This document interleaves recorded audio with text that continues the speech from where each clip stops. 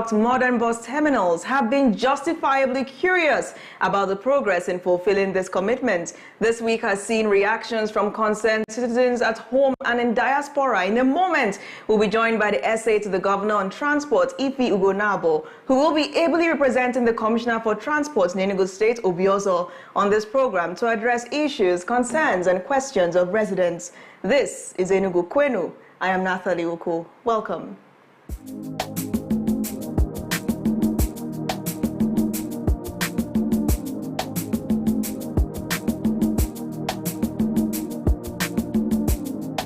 Good evening and welcome to Enugu Kwenu on Afia TV, and thank you for joining us. Of course, Ife is here. Thank you for making our time from your incredibly busy schedule. It's been a long week for you. Yes, it has been. Thank you. It's a pleasure to be here. Pleasure to have you too. So, I mean, lots of people are asking, the terminals, they're seeing lots of developments, but they're wondering, is this going to be what we saw in Lagos, the Oshodi terminal? They're likening the terminals in the state to the Oshodi terminal, and they're wondering, why did the state government pick the same contractor that did that of Lagos? Okay, so in terms of likening it with Oshodi, this is even going to be better. This is going to be more ultra-modern, it has more facilities, more services to offer to Enugu. The Oshodi Planet, the Planet project people that did the Oshodi interchange, they are world class. They are quite experienced, they've done these interchanges, and they're doing quite a few projects across the Federation. So we didn't just pick them for the heck of it. We picked them because they merited it. It's meritocracy that we practice in this administration. But what they are doing for us in Enugu, because we want to be the pace setter, is going to be more don't be better than what we have in Lagos. Now, people have lots of high expectations. They're looking at the 3D prototype, let's call it a prototype, and that's what they want. And we must understand that the prototype is, of course, representing the Enugu Central Station, because they've been curious about if that prototype represents the 4 different terminals, if that's how the 4 different terminals will look. But I'm seeing that it's only the Central Station that actually has 2 terminals. So that prototype that has gone viral is for that Central Station, right?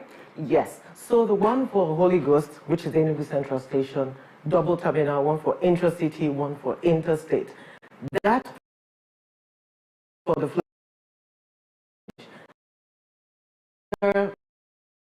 about have, and of course, changes 10 hectares around it.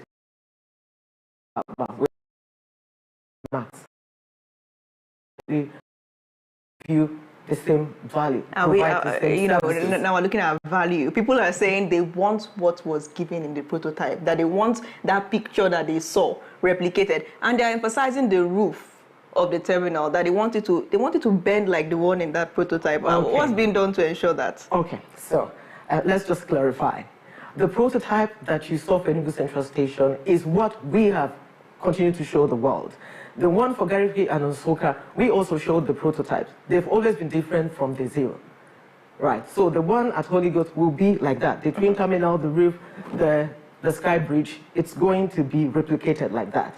But across Gariki, Ababa, and Onsoka, we'll still maintain the same prototype that was presented at the initial concept of the design. And that prototype has just one terminal? It is just one terminal because it's sitting on a smaller size of land. Now let's talk about Abia State and Enugu. We're seeing that the same company is also constructing the terminal in Abia. Was there some kind of meeting between the Southeast governors to, have that same, because, one will not be wondering who is copying who. Is anybody copying the other?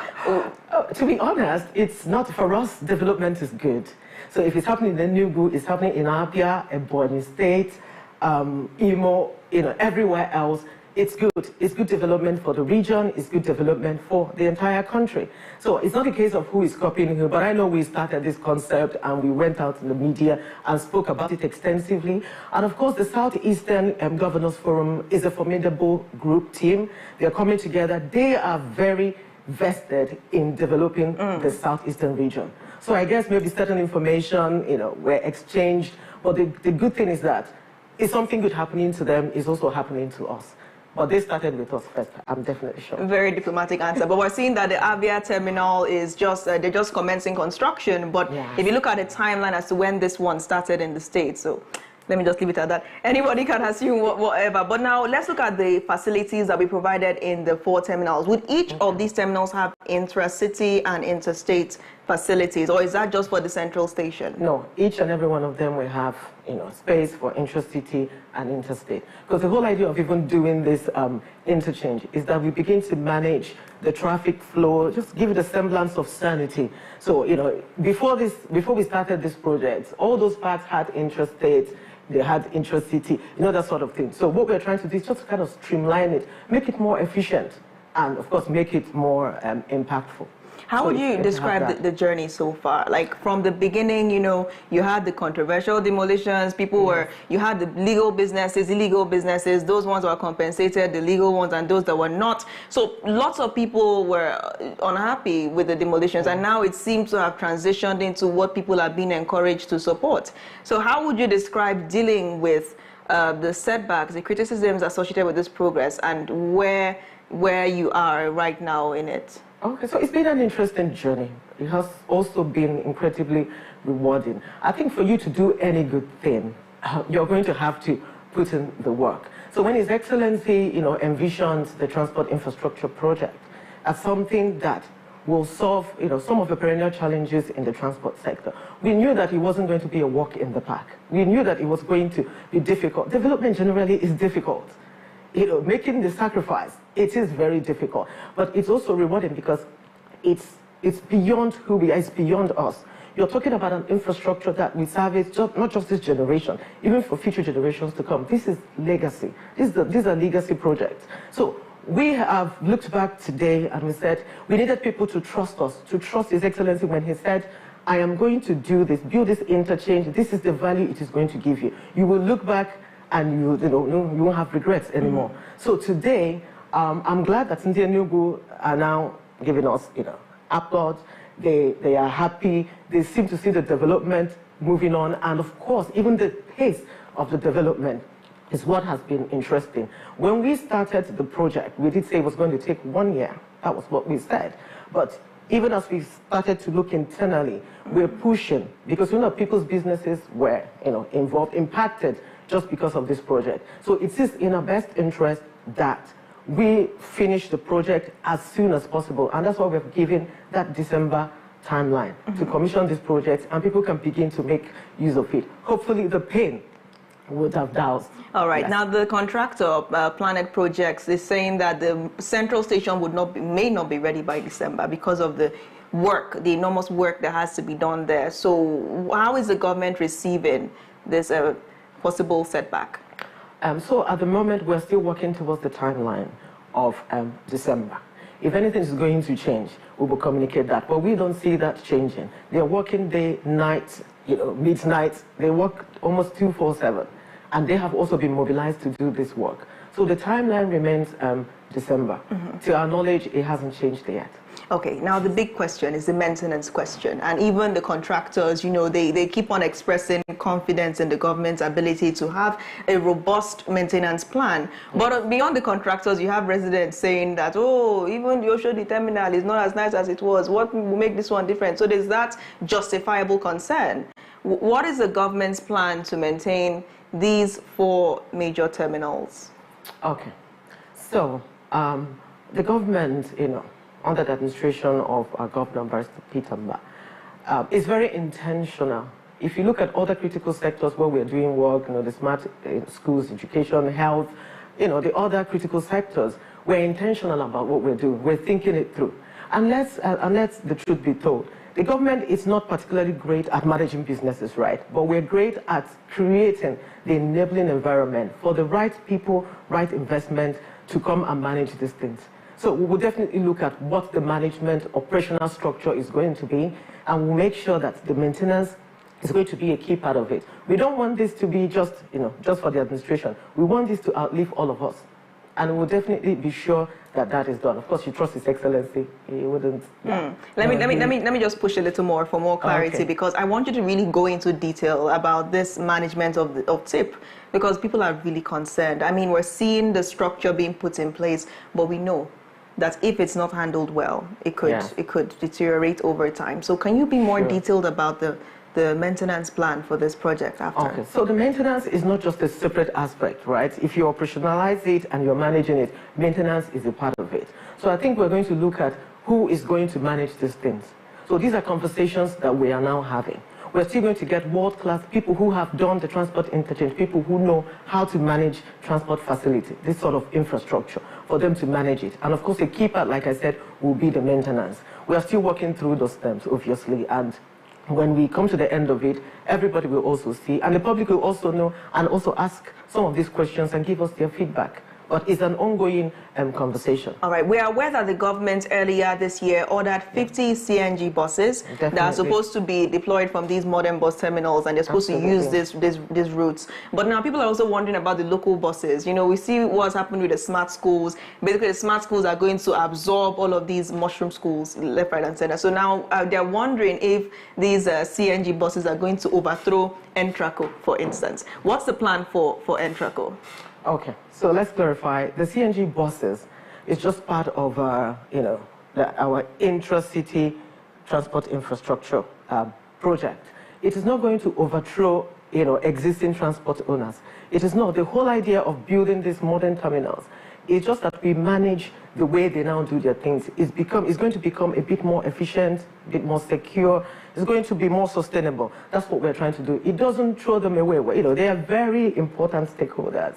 You can't just displace people. Part of this whole idea is also to create jobs. So you're not going to displace people who are already doing their jobs, but we are going to infuse more capacity to make it work better, like, you know, any other world-class place. So we are not displacing them. They will still have their jobs. And when it comes to Entraco, you know, Entraco has been concessioned. You know, so we have the Interstate, we have the intra-city. So part of this intra-city, the 50 CNG buses we have, is just part of the intra-city arrangement. The Entraco concessions are still there. We're looking to get 100 buses on the Entraco site. So by Q1 next year, we will have at least another 100 buses injected into the intra-city. But they are going to have to make use of these terminals. Okay, when you say they are going to have to make use of these terminals, are you saying that those other terminals that exist, let me just create a clearer picture. Okay. There's this, I wouldn't like to call the name of the transport company, but it's blue and it's red and it's everywhere. You see that Holy Ghost, you see it in Gariki, and it's just there. It's a mass transit, right? Okay. Now that one, you know, the design of it looks very elaborate and the rest, and it's one of the many terminals that we have, one of the many loading bays that we have. Would these operators be forced to make use of the modern bus terminals? Would the government still allow these loading bays, no matter how aesthetically pleasing they are, to function outside the terminal structure? Okay, so within the terminal structure, there were people who were there before, and of course maybe other new parties that were interested in using that. The whole idea is that they would come and be using these terminals. I mean, if you have something already in Holy Ghost, we expect the transporters around there to use that Holy Ghost terminal. That's the essence of having it. If you have that in the one we have in Gariki, Ababa, and Soka, we do expect those transporters to make use of those terminals. But this is just phase one, right? In our phase two, and of course future phases, His Excellency will also, you know, give us a green light to establish more of these transport interchanges in other parts of the state, because this is just phase one, and this is not enough. So. All right, let's take a quick break. When Enugu Kwenu returns, we're looking at the financial aspect. How much, if any amount, will these transport companies have to pay to make use of the modern bus terminals? We'll find out if there's a fee such as that in just moments. To stay.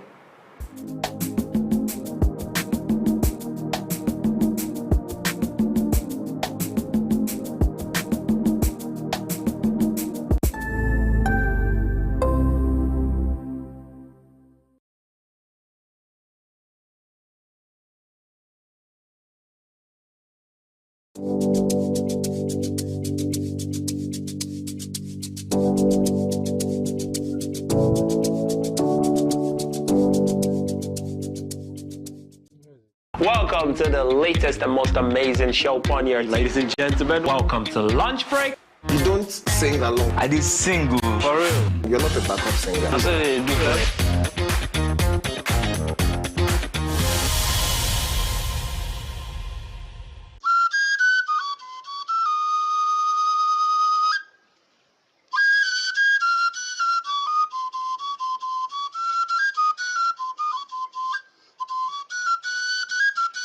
You've often wondered, what does it mean to be Igbo in today's Nigeria? You know, what's the intersections? What are the conversations we're having about our Igbo spirituality, culture? An example is people wearing red cap. You know, everybody wears red cap. Are they entitled to wear it? What does Nzenoso mean? What does Igbo spirituality mean?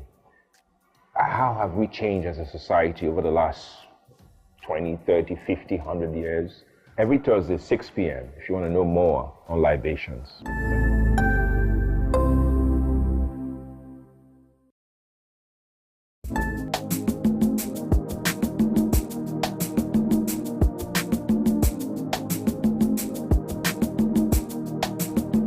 Welcome back to Enugu Kwenu on Afia TV, and we're still interrogating the Enugu State Transport Infrastructure Project here with the essay to the governor on transport, Ife. Ife, thank you once again for joining us today. Thank you. Great. Thank you. So we're talking about the finances now. Would these transport owners have to pay to make use of the terminal? How much damage? Let's talk about the damage to the wallets. I don't think it's damage to the wallet when you're getting value, right? And you know, these transporters or transport owners, even whilst where they were also paying something. Of course, this infrastructure costs a lot of money, but the government isn't looking at the value much more than the money. Of course, it's an investment, we are going to recover that investment over a period of time. So it's not we're not forcing everybody to just give us the money now, but they definitely have to pay, because even the maintenance you're talking about, you need money to maintain these facilities, to keep them you know, at the maximum, you know, yeah, so you need money to do that. How would the government ensure that we do not ruffle any feathers in a bid to make the money back? Because whenever money comes into question, feathers can very quickly be ruffled. How would that be avoided? Sure. So we would also let everyone know. So when we're ready to start, like we're still doing the underground work to, you know, how we can operationalize that place. When the time comes, people will know what the rates are, and they will be told. And remember, the transport unions are very, you know, they're key stakeholders to what we are doing in transport. We literally, you know, whatever we do, we need to sort of carry them along. So they are also going to be in that conversation. So it might be them championing it, after all. I mean, that's reassuring. Yes. Now, let's talk about the cost of TIP. The cost of the transport infrastructure project. Many people are wondering how much is all this costing. They're asking, are taxes enough to actually finance the construction of these 4 different terminals? And I've noticed, I was doing some research earlier, and I think that I stumbled upon an article that said that the Oshodi terminal costs $70 million.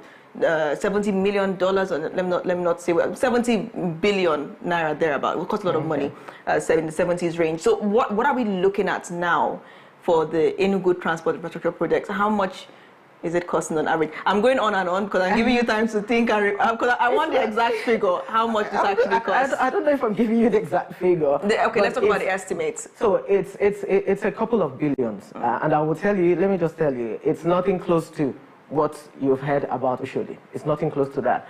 Because Oshodi was going up 70 billion. Oh, no, it's definitely nothing close to that. It's nothing close to that. Remember that we're in an administration, the Executive Administration is running a very, you know, we are not doing, we are doing value engineering. Money, no, there's no money to throw around like that. No, because we have all these other projects that are facing us right here. We're not going to make mistakes with how these things were worked out. We made sure that the BOQs, the people that needed to look at it, Ministry of Works, including His Excellency himself, they vetted these contracts properly. They checked, they benchmarked. So I'm not going to quote exact figures, but it's a couple billions, but it's nothing at all close to the figure that you have mentioned. Can we get more than a couple billions? I would really like to confirm the cost of the Oshodi, because maybe when we go on our next break, because I would like to have an estimate of what, and this was years ago, I'd like to have an estimate of what this could really cost. So can you provide us more data than just a couple of billions? You know, I'm sticking with a couple of billions, and because we've done the 50% advance payment, right? You know, there's inflation, there's FX fluctuations, so you can't really tell now. But we do have an idea of what we think we need to get it done. And once we are done with it, those figures are going to be transparent. Everybody will see how much it costs. But be rest assured that the taxpayers' money is being put to good use, and they can see it for themselves. But the final figure, everybody will know. because we want a transparent government. All right, there are concerns lots of Enugu residents have about the quality of the project. All right. And they're really wary about substandard work. They don't want the project to be substandard, or the materials used to be substandard, or the quality of the building to be substandard. So how would you rate the quality control of this project? Is the government happy with what it's saying?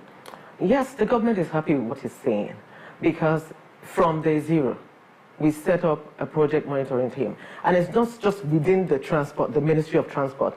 We have the SSG's team, project management team, monitoring there almost on a weekly basis. We have the Ministry of Work, we have PDI. On a weekly basis, they send us reports. We go there. Those projects every the state is already doing.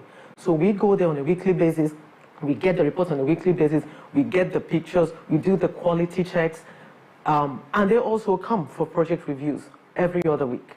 So no, we are not leaving any stone unturned. They can't use any substandard materials at all. For any defects that are found, they go back and redo it. So we're very sure, we trust the quality of it. How much would you say that the people's taxes have contributed to these terminals? Because with the number of terminals we're seeing and the rate of the construction, people are wondering if our taxes have been enough to cover the ongoing constructions. So at the moment, of course, there are different sources of funding for these things. So just beyond that, because we have the IGR. So money is going from there. Money is also going from allocation that comes to the state. So it's all part of developing the state. Okay. Yeah. All right. I would still like more clarity. You know, I really would like us to have clarity. So if we're going to say how much have the people's taxes contributed to this on a scale of 0 to 100%, what would be your rating? So in terms of people's taxes, I don't have the figures. I don't have the figures of what... I know the money that we have spent so far and what we're looking to spend further, but there are no... I don't know the split between the figures, the taxes, and what we have spent so far. All right. All right, let's take a quick break now. When we return, we'll be looking at more aspects of the finances of these modern bus terminals. The program will return shortly. Do stay.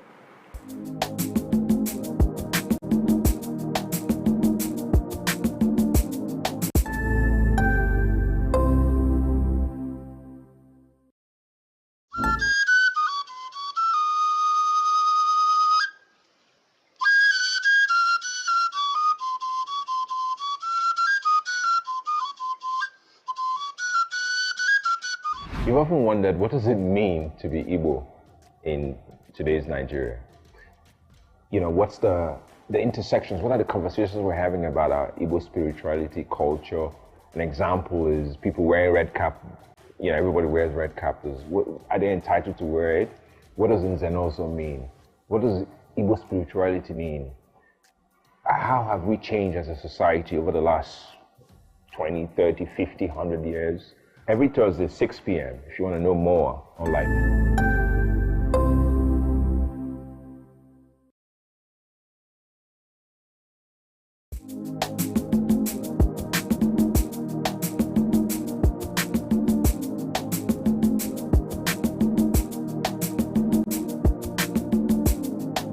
And thank you for staying with us. This is still Enugu Kwenu, and just a quick fact check. The Oshodi terminal cost $70 million, according to reports. So we will still like to get more clarity from you, Ife, eventually. But let's keep watching and see, because I'm sure that as the construction is going on, we still have more expenses that will be getting into it. So at the very end, we need your assurance that you're going to give us that figure.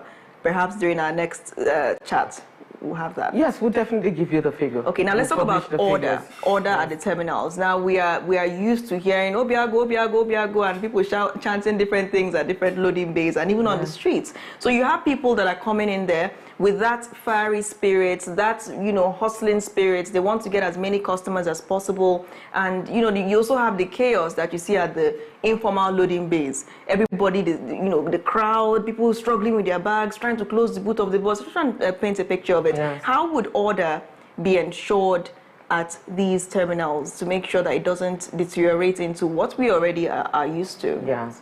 So for these terminals, we do have we're going to have a transport management system. So both the software and the hardware. So you're going to have digital monitors the things that will, somebody's going to be making those announcements. It's not going to be that chaotic where you have conductors screaming, Obiago, this place, that place.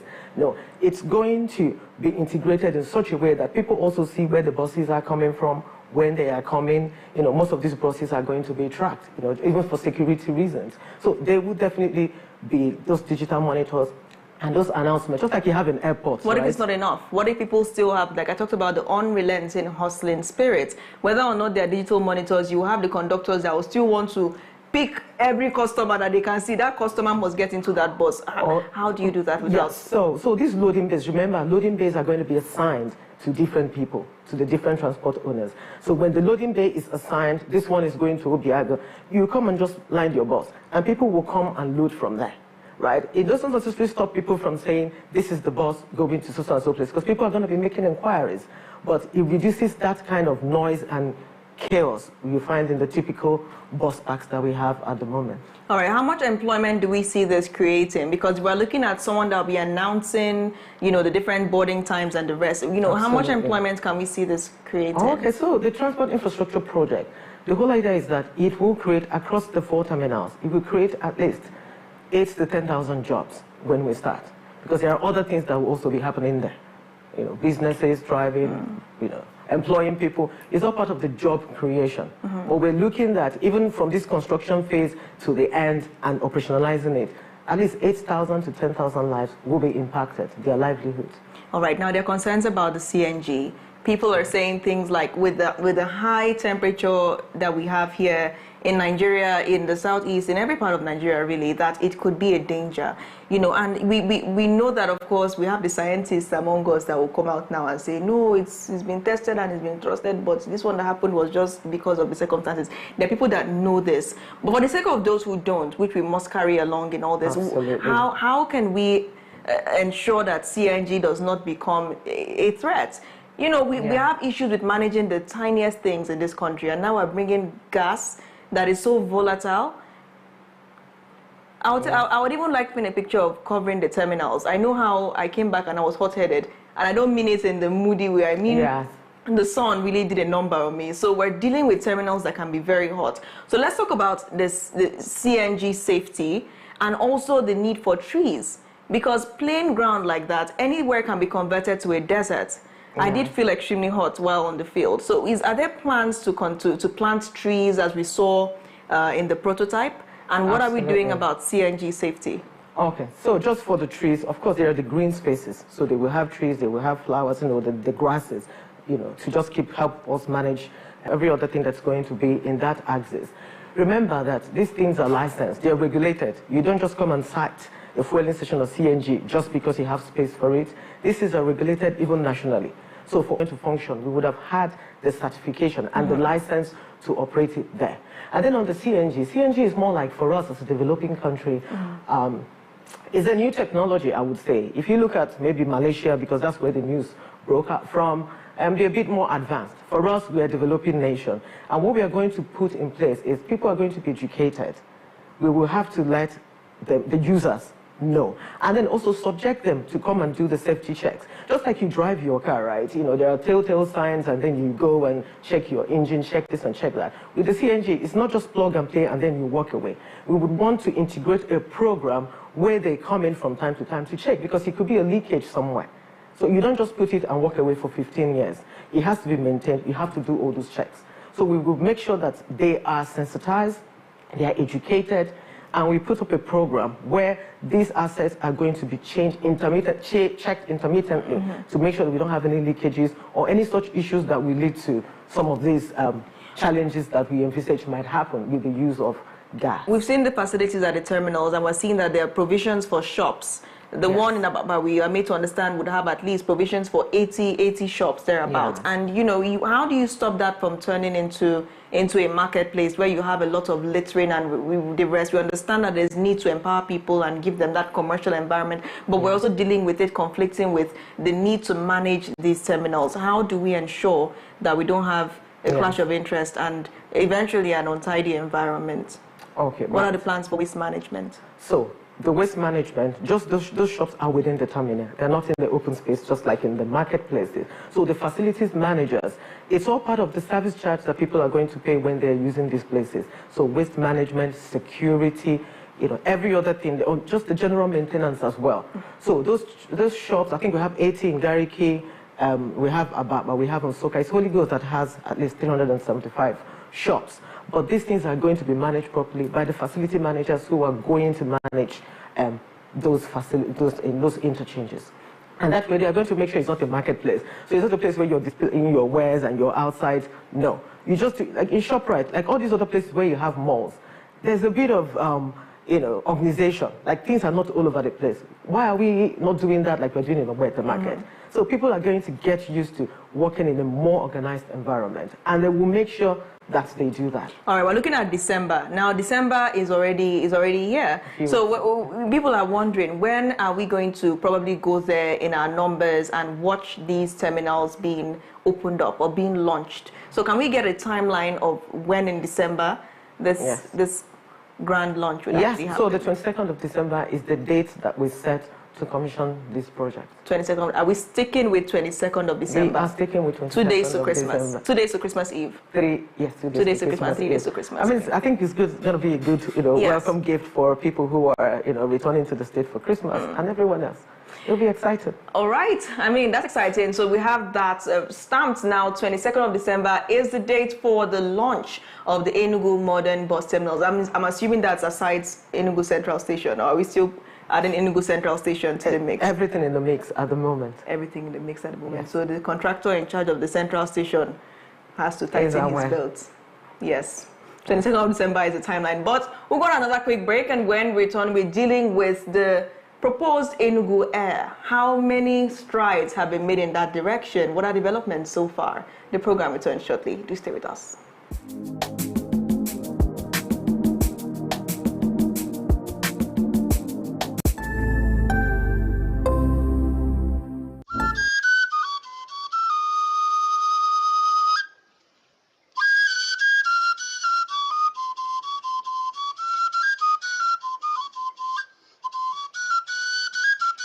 You've often wondered, what does it mean to be Igbo in today's Nigeria? What's the intersections? What are the conversations we're having about our Igbo spirituality, culture?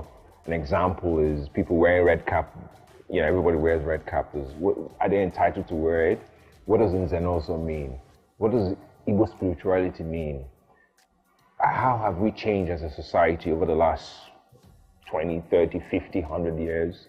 Every Thursday, 6 p.m., if you want to know more on libations, as I have a conversation with different people from all walks of life who common thread is being Igbo, or doing business with the Igbo, or living in Igbo land. What does it mean to be Igbo in today's Nigeria? Cheers. And, I need to do this. Let me pour to our ancestors.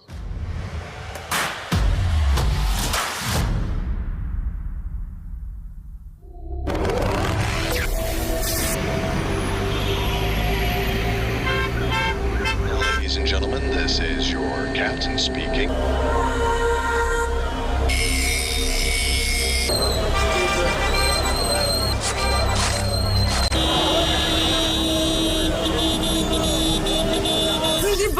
Come home. Let's make your homecoming memorable by taking you into every event happening everywhere in the East this Christmas. From Enugu to Aba, Owerri to Abakaliki, Oka to Umuahia, Afia TV is giving you personalized guide for events and festivals such as Ofala Festivals, Southeast Food and Fashion Festival, Abacha Festival, Bolobe, Golibe Festival, art exhibitions, and more. Register your event or learn more about events happening near you at www.afiahomecoming.com.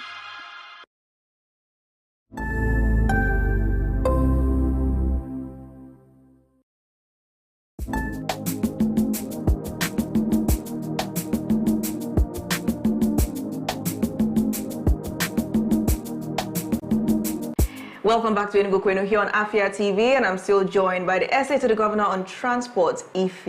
Ife, thank you once again for joining us today. Thank you. So before we get ahead, I just want to, people will be very curious, and I know that a lot of things we've said may have just passed them by. They want to know the cost of this project. So do you mind providing more clarity on the cost? We've already tried to compare, the Oshodi terminal was estimated to... It was, but Enugu, these 4 transport terminals, is under 20 billion. It's about 18 billion. 18 and billion. That figure is not changing.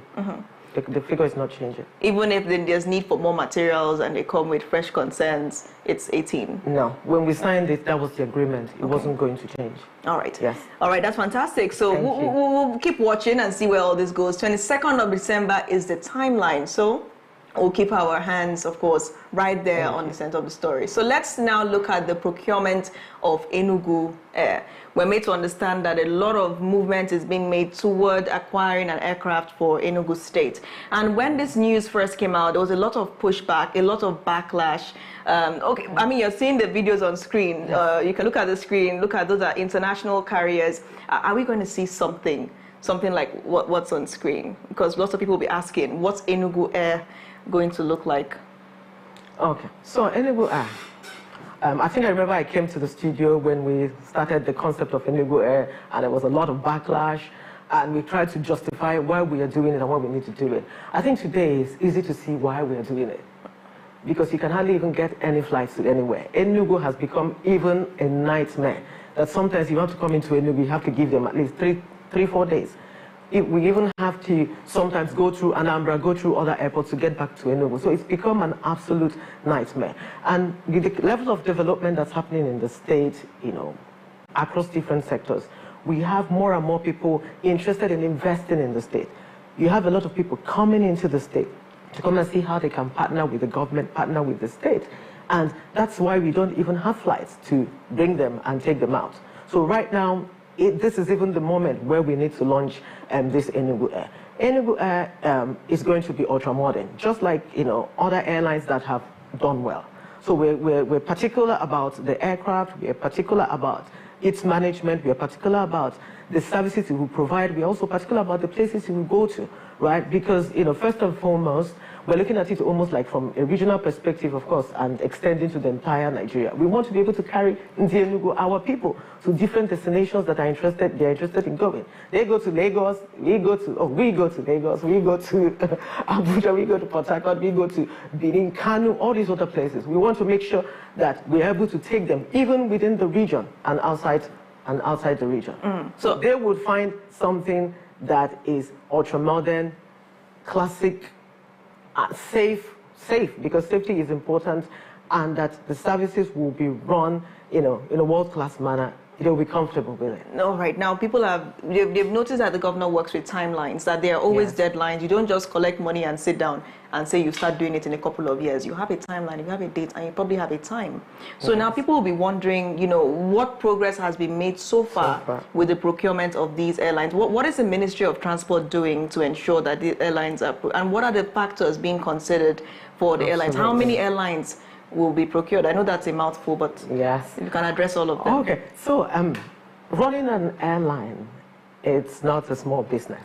It's very serious business, technically and otherwise. Financially demanding, technically demanding. You need to know your onions to run an airline. So it looks as if it's taking a bit of time because you needed to get it right. So from the feasibility studies that we conducted, the financial model to make sure that it works, that the figures add up. You don't want to just do something for the heck of doing it, right? We've had to do that. We have to even go into the aircraft, the model that we're going to use, and how we are going to also phase it, because it's going to be a phased approach. So we're going to start with 3 aircraft in the fleet and start first, and then in a couple of months we get the other ones, so at least we get it up to 6 and get our operating license, and then we move from there. So far we've done the feasibility.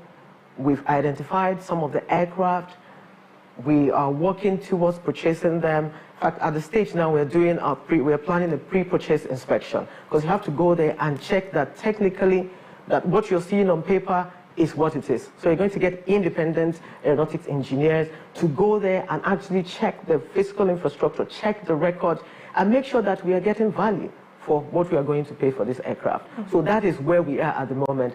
Once we are done with the pre-purchase inspection, you pay for the aircraft, you brand it, bring it home, and operationalize it. Are we looking at just one aircraft? No. At the moment, we have three. Three. And we are going to add 3 more in the coming Q1. Okay, so it's 6 in total, but 3 first, and then the remaining three much We'll later. just add them, Then the yeah. international wing, because obviously for us to have an aircraft like that, or 3 aircrafts like that, we need a functional international wing. What's the update with that? Okay, so on the international wing, because this aircraft we are bringing, the Enugu Air, it's for local flight.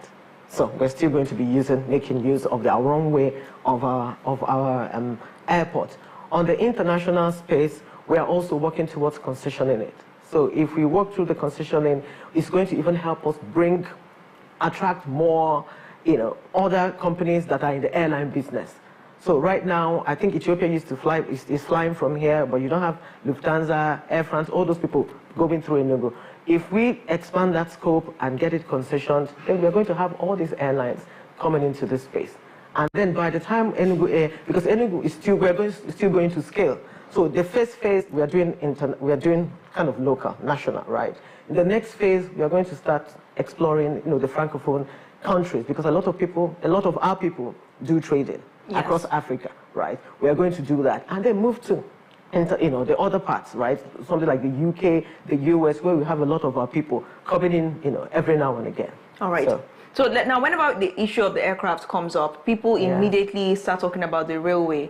That the railway that we should harness the Eastern Rail. What does the government think about how the railway has been abandoned? Though we understand it's a federal project, but we've seen the state government intervene at Federal Government College Enugu, where the Federal Ministry of Education was contacted as a result of the abuse that our students suffered. So we have understood that the government does not alienate itself from issues, even if they are federal. Yeah. What is being done to revive the railway? Okay, so on the railway, there's the Eastern Railway line, which NRC is building. So all the way from Port Harcourt all the way to Maiduguri. So they're building it. Right now, there's somewhere in Abia State. It's going to pass through Enugu at some point. But we've moved beyond that. So His Excellency, even through the Southeastern Governors Forum, they're already talking about a regional rail. I think it's one of their key agenda, something they want to actualize in this current administration. But what has Enugu done? We've set the pace. We've already completed our feasibility studies for Enugu Rail, right? So in our first phase, it's us connecting to the different borders. So with NRC line, we already connected to Benue. We want to connect to Kogi because there's a lot of agricultural products. Even from our side in Enugu, we connect to Uguoba, which links us to Anambra State. There's Ebonyi on this other side. That will be in our phase 1. So it's locally to just connect our people, connect all those places where we have coal, mineral resources, because those are the things that we're going to move. It will connect to the international airport, the international cargo, so that goods can also be moved through that line. But in the second phase is when we begin to extend towards the other parts of the region. And I think the key thing in this conversation is that the other governors, other states are also looking at this progress. I think that once you start, they will definitely key into it because they want to be connected. We don't want to just take our goods to their border, it stops there, right? So it is something that we believe is a key agenda in the South Eastern Governors Forum to make that happen. I know that Abia State, we've had some conversations, at our level, and I know that they're quite keen to develop the Southeastern rail line. All right, that's fantastic. Now, lots of people would be wondering about safety because they'll be a bit skeptical, entering a brand new airline, especially when it's one in a place that they never thought might even have an airline, so to speak. So how can you assure people, prospective passengers, of safety on the aircraft or the 3 aircrafts? Let's put it that way. Yeah. How can we ensure safety of these passengers? Okay, so I don't think people just wake up and operate an airline like that. If you haven't gone through the rigors, the certifications, you have to pass all those tests. The people that will also manage it, when we get to the people who will manage it, there will be people that people already know that are good in the business. We're not getting just new hands, right? We're going into the industry to pick the people who know how to manage. So where like the aircraft, where are the aircraft being acquired from? Can we get like some details on where perhaps the companies that will be providing us with these aircrafts? Okay, so at the moment, because we are doing a pre-purchase inspection, we will have to go there, see the aircraft, and we'll be sure we like it, they will bring it. But at the moment, we're looking at Embraers. So the Embraer 170s, the Embraer 190s. Those are the two aircrafts that we are looking, model that we are looking at. But until we have done these checks, I wouldn't say we're buying it from so-and-so company. We need to check it and then if we're happy with it, then we will know who we're purchasing it from. All right. Now, what do you have to say to Enugu about the transport infrastructure project? Like, what do you have to say to tie this all together to help people accept it, like the government would want them to accept it? What would you have to say to them right now? Okay, so to Enugu, and this is also a message from the Honorable Commissioner, we want to thank you for your support so far, for trusting the government, trusting our Governor, Barrister Peter Ndubisimba, on his promise that he's going to build a transport sector that will catalyze economic growth. So it's not just the sector for the heck of it. It's the vision of the transport sector is to make it sustainable, to make it innovative, to make it affordable. That is what His Excellency is planning for the people of Enugu. And we will make sure that it is safe, it's affordable, it gives access to a lot of people. All we need is your continued support. We trust you to give us feedback, constructive feedback for the things that we are doing. If there's any specific place that we think we're not doing right, if there are things you think we need to improve upon, and just go into the terminals yourself to see them for yourself, because it is for us, it is for Enugu. Any feedback will be much appreciated. And some of those feedback can be fed back to us directly at transport@enugustate.gov.ng. But we promise you that this transport sector will be ultra-modern. It will be something that Enugu will be proud to be associated with, just like every other project that His Excellency is championing. Thank you. All right. Thank you so much for that. Now, before I let you go, question just popped into my head. Destinations. Where would these aircrafts be going? Would they be flying international or just within the nation? And where exactly? What states in particular would the aircrafts be? So because the airline, because it's national, so it's going to be within Nigeria. Okay, within Nigeria, not so international. If we talk about not international yet. So the Golden Triangle, we have the Abuja, we have Lagos, we have a lot of people going there all the time. We have Port Harcourt. And then even on a regional level, we have our Anambra Airport, we have Imo.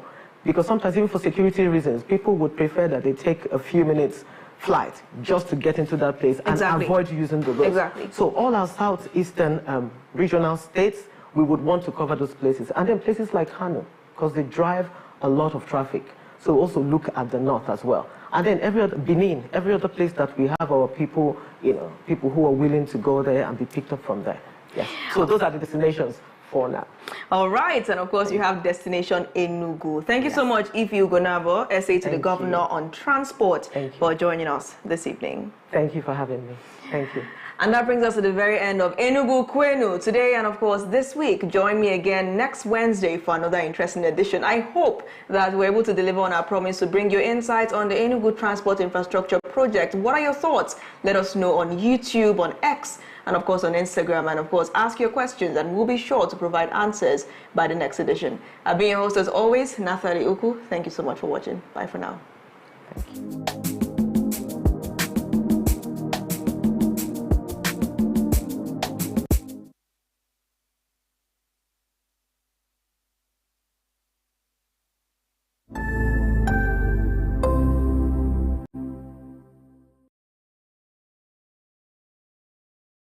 Welcome to Apia TV, your go-to channel for excellent news and incredible shows that keeps you IEI, that is, informed, entertained, and inspired. Need a break? Ladies and germs, welcome to Lunch Break on Apia TV. Join Choco to vibe and chill on Lunch Break at 2 p.m. for the latest trends in music and entertainment. Not like I have big money. Dive into the world of innovation and creativity with Rochelle on Anka. It means art in English, where creative minds and groundbreaking ideas come to life. Tune in every weekday at 8 p.m. Do not miss Apia TV Official, your perfect dose of laughter, where they discuss what's currently trending on social media every day at 5:30 p.m. on Apia TV. But in this economy, the savings will save you, man. And that's not all. Stay tuned for more exciting shows on Apia TV. Catch us on DSTV channel 254 and GoTV channel 17.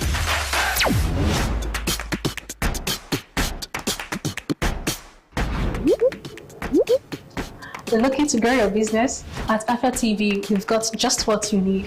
With our various on-screen advertising options like speechbacks, lower third, sidebars, right in front of your audience. With our lower third, your brand messages appear during the most viewed programs on TV, allowing your audience to see your message without interrupting their TV experience. Now, if you want to go big, our speechback is ideal because it puts your brand messages on spotlight without interrupting viewers' experience. With our sidebars, your brand messages also takes the spotlight on our screen, ensuring brand exposure. These advertising options are affordable, effective, and designed to drive results. Get started today and watch your business shoot up. For more inquiries, call the numbers on your screen.